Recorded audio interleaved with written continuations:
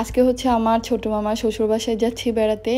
আমার ছোট মামির বাপের বাড়িতে। আজকেও সকালবেলা ঘুম থেকে উঠে রেডি হয়ে তারপরে যে চলে যাচ্ছি আমরা দাওয়াতে। যদিও মামিদের বাসাতে পুরো ফুল ফ্যামিলি সহ সবাইকে ইনভাইটেড করা হয়েছে, বাট আম্মু আব্বু এরা আসে না। আর তার মধ্যে হচ্ছে বড় মামি সিক, মামিও বাসায় রয়ে গেছে। তো আমরা কাজিন এবং নানু এরা সবাই মিলে যাচ্ছে। এদের মধ্যে আমাদের আরেকটা যে কাজিন ও হচ্ছে নিউলি ম্যারিড, তো ওরা দুজন কাপল আজকে এখানে ইনভাইটেড। তো বলতে বলতে এই যে আমরা চলে আসছি। আর দেখেন বাসায় ঢোকার সাথে সাথে মাথার উপরে বাড়ি খাচ্ছিল এত বড় বড় বিশাল জাম্বুরা। এই বাসায় আসার পর নানু নানা সবার সাথে কথা বলে দেখা করে তারপরে যে ঘরে এসে বসলাম। আর এদিকে আমার ছোট মামি তাড়াহুড়া করে হচ্ছে ঠান্ডা ঠান্ডা শরবত নিয়ে আসছে, কারণ এত গরম ছিল যে সবাই ঠান্ডা পানি আর শরবতের জন্য পুরো পাগলই হয়ে যাচ্ছিলাম। আমরা পাগল না হলেও যদিও আমাদের দিত, বাট তারপরও আমরা পাগল হয়ে যাচ্ছিলাম, এত গরম ছিল। আর এইদিকে আমি নানুকে চেয়ার্স করা শিখাচ্ছিলাম, বারবার বলছিলাম নানু আমার সাথে একটু চেয়ার্স করো। যাই হোক, তারপর সবাই আমরা ড্রিঙ্কসটা খুব এনজয় করলাম বসে বসে। খাওয়া শেষে তারপর একটু আসলাম বাহিরের দিকে ঘুরতে। এই যে যখন যাওয়ার সময় জাম্বুরাগুলো দেখছি, এগুলাই আমার চোখে চোখে ভাসতেছে যে কতক্ষণে জাম্বুরাগুলাকে আবার আমি দেখবো। আসলে আমি যেই রাস্তা দিয়ে হাঁটি না কেন আর যে বাসায় যাই না কেন,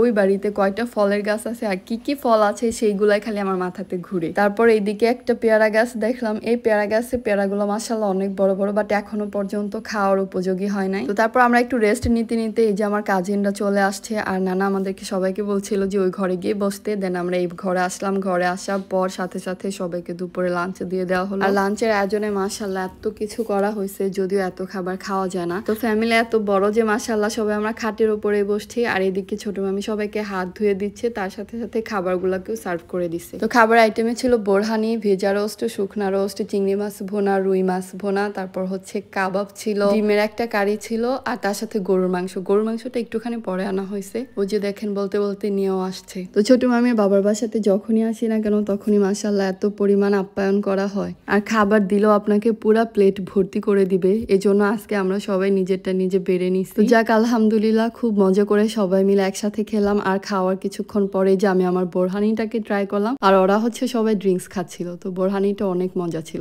তো ওইগুলা খাওয়ার আধা ঘন্টা পরই হচ্ছে এইদিকে যত ফ্রুটস আছে সবকিছু কেটে নিয়ে আসছে। আর এরকম ভরা পেটে কি এত ফ্রুটস খাওয়া যায় বলেন? আর এই যে এইদিকে দেখেন এখানে কিন্তু দই মিষ্টি সবকিছুই ছিল। তো এত কষ্ট করে সবকিছু সামনে নিয়ে আসছে, এখন একটু করে তো ট্রাই করতে হয়। তো যাই হোক, ট্রাই করলাম একটুখানি। দেন একটু মজার কাহিনী শেয়ার করি। আমার নানু জীবনে কোনোদিন আরসি, 7 আপ, কোকা কোলা এগুলা কোনো কিছু খায় না, এগুলা খেতেও পারে। এই জন্য আমার কাজিনকে বলছি যদি তুই একটু নানুকে খাওয়াতে পারিস তাহলে আমি তোকে 2000 টাকা দেবো। বাট নানু ওদের ফোর্সের চোটে সত্যি খাইছে, বাট এক্সপ্রেশনটা দেখলে আপনারা বুঝতেন। এনিওয়েজ আমি হেরে গেছি। আমরা সবাই মিলে অনেক অনেক মজা করলাম। আর এখনো হচ্ছে আমরা চলে যাচ্ছি। আর এর পাশাপাশি আমাদের বাসা নতুন জামাইকে একটুখানি আদর করে দিচ্ছিল নানা নানু সবাই। তো যাওয়ার সময় দেখেন আমি জাম্বুরাগুলা রেখে আমার যেতে ইচ্ছা করছিল না। আমি এমনিতে একটু ছ্যাচরা টাইপের, আমি সারাক্ষণ একটু পরপর এসে জাম্বুরাগুলা দেখতেছিলাম। এই জন্য নানা নানু দুইজন মিলে হচ্ছে মামাকে গাছে উঠাইছে। গাছে উঠানোর পর জাম্বুরাগুলা পেরে তারপর একটা ব্যাগে করে এই যে দিয়ে দিচ্ছে। আসার সময় আমি নানুকে বলে আসছি নানু আমি কি অনেক ছ্যাচরা। পরে নানু বলতেছিল না তুমি না চাইলেও আমি তোমাকে দিতাম। তো যাই হোক, আমার ছোট মামির বাবা মা সত্যি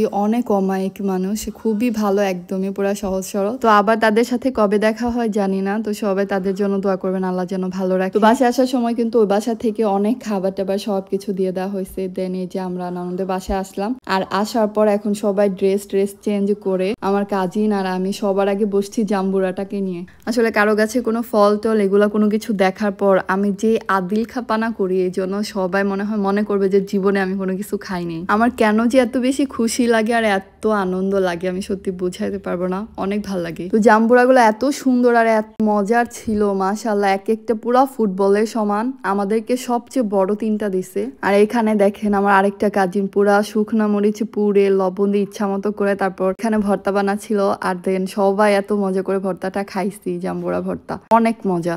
দেখেন খেতে খেতে খাওয়া শেষে আমরা সবাই মিলে ঝগড়া লেগে গেছি নিচের পানিগুলা খাওয়ার জন্য। লাস্টের পানিটুকু এত বেশি মজা লাগে। তো ওদেরকে এটা বারবার বলতেছিলাম দেখ আমার হাতে সব ময়লা পানির মধ্যে, এগুলো তো আর ভুলেও খাবি না। বাট বজ্জাত গুলা অনেক ফাজিল, ওরা হচ্ছে কারাকারি করে অর্ধেকটা খেয়ে ফেলছে, আমাকে লাস্টে একটুখানি দিচ্ছে। আসলে অনেকে এই পানিটাকে দেখে খারাপ মনে করবে, কিন্তু জাম্বুরায় শেষে শুকনা মরিচের জন্য হচ্ছে পানিটা এরকম কালো হয়। আর এক একজনের হাতের আল্লাহ জানে যে কার হাতে কত বেশি ময়লা ছিল। বাট তারপরে এই বাটি নিয়ে আমরা শেষে সবাই ঝগড়া লেগে যাই। আর এটা অনলি খালি এই ভর্তা না, যে কোনো ভর্তা খাওয়া শেষে এরকম যখন নাকি পানিটা থেকে যায় এটা খেতে অনেক মজা লাগে। এনিওয়েজ ভিডিওতে এই পর্যন্তই ছিল। ভালো লাগলে লাইক কমেন্ট করতে ভুলবেন না। সবাই আমার পেজটাকে ফলো করে দিন। Bye bye, tata.